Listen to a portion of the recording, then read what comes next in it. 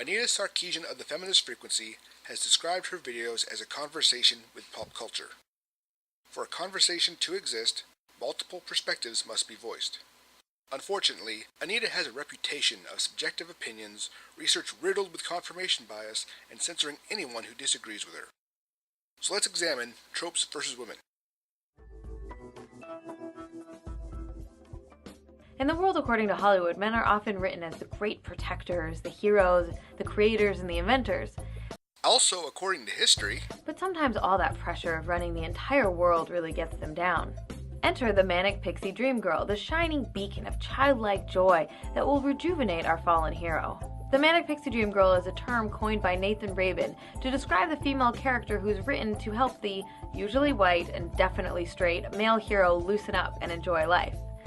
Now, wouldn't a straight, white male who needs to loosen up and enjoy life also be a trope? Wouldn't that also be a sexist stereotype? The Manic Pixie Dream Girl is a supporting character used to further the storyline of the male hero. She really has no life of her own. She has no family or interests or much of a job that we ever see.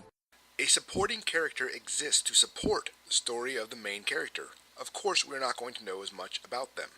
Furthermore, a supporting character needs to contrast with a protagonist. So a Manic Pixie Dream Girl is a great contrast to a gloomy man. All of these male characters find a manic pixie to help them out of their depressed, uptight, and doom and gloom state so that they can be happy, functioning members of society again.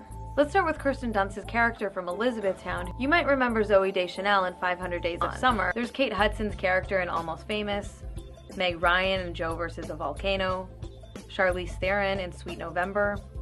And what about Winona Ryder in Autumn in New York, Rachel Bilson in The Last Kiss, and Alicia Cuthbert in My Sassy Girl? And this list would not be complete without an appearance from Natalie Portman. Her young and bubbly childlike character in Garden State just might be the quintessential Manic Pixie Dream Girl. Anita's argument hinges on the idea that only a woman can bring an uptight or depressed character to the revelation that there is more to experience in life. She calls this sexist because she has only found women to portray this role.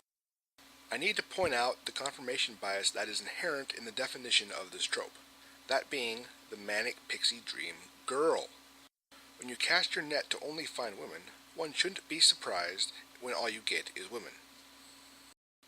So, to present some objectivity to the topic that Anita fails to do, here are some male characters who have enlightened a gloomy female character.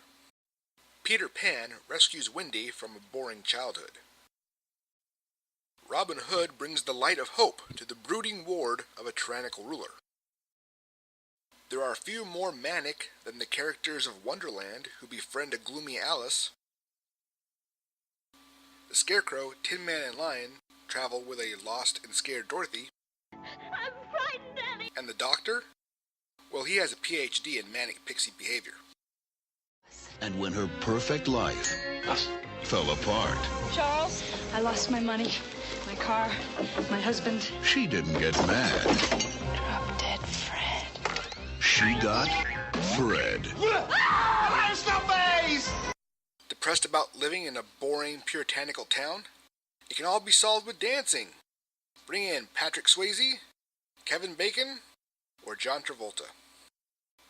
And those are only examples of men cheering up women. In fact, the Manic Pixie Dream Girl is listed as a subtrope of the Blithe Spirit trope. Even Robin Williams has his own subtrope in this category, and he's a man. Well, most of the time, anyway. The Manic Pixie perpetuates the myth of women as caregivers at our very core. Because we all know caring is a negative personality trait. Who would want to be associated with that? The Manic Pixie Dream Girl is really a muse, who exists to be the inspiration for the troubled, tortured man. In fact, we should talk about this whole idea of a muse, which is the foundation for this trope.